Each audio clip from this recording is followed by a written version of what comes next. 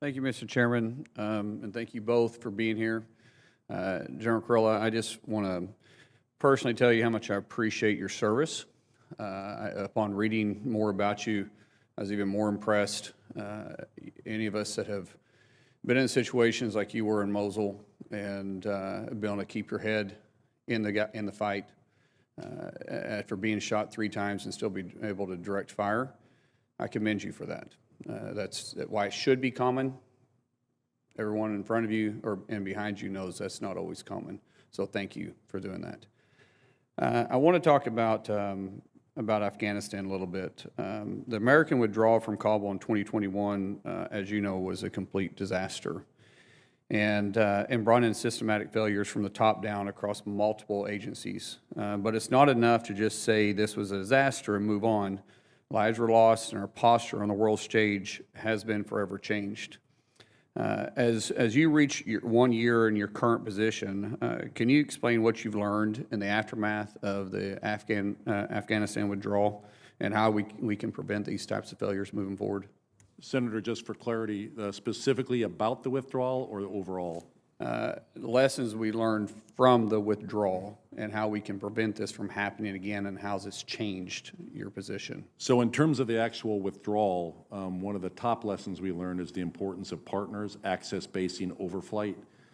We would not have been able to execute the actual execution of the withdrawal without all of our partners that we have in the Middle East. I think executing would be a hard word to say. It would not have been possible to the scale at which we did it without our partners who provided the access, basing, and overflight. I think one of the other big lessons learned, initially, it was just the mission was given to CENTCOM. It became a 5-combatant command mission. And then also with our partners, bringing them all into that planning session. Do you think people should be held accountable from that withdrawal?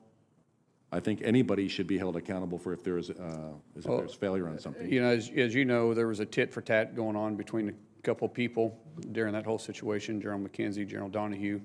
I found myself caught in the middle of that as we was trying to get AMSETs out, which is a team that I was part of. At the end of the day, we did end up getting over 300 Americans out, but it wasn't from the assistance of our government. In fact, I found that it was easier to work with the Taliban because I knew the price I was going to have to pay for each one than it was to get them out and dealing with the, unfortunately, us.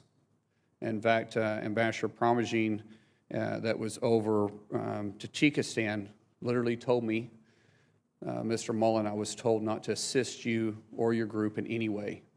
Unfortunately, it cost the life of a 3-year-old young girl. And at the same time, I've seen no one, not a single person, held accountable. In fact, General Donahue is now over 18th Airborne.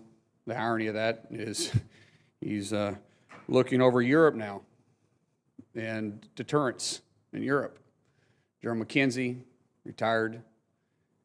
No one in the State Department has been held accountable. What does that say to our partners? Our partners that lost lives. I was with His Highness in UAE, and he was even upset about it. He said that if America is willing to walk away from the billions of dollars that they spent in Afghanistan, what does that say about our region? And then he went on to say that I fought him.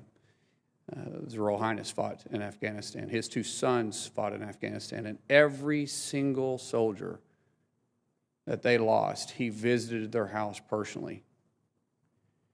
And yet, we pulled out, lost the lives of AMSETs that didn't have to be lost, not to mention our 13 soldiers, Marines.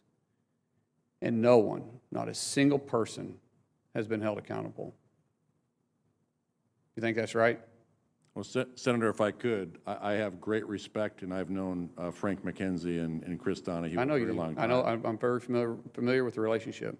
It doesn't make any difference. It's underneath their command, and no one was held accountable. In fact, the only person that was chastised about it was the one colonel that came out and chastised the withdrawal mechanism, and how dare him speak out negative about something.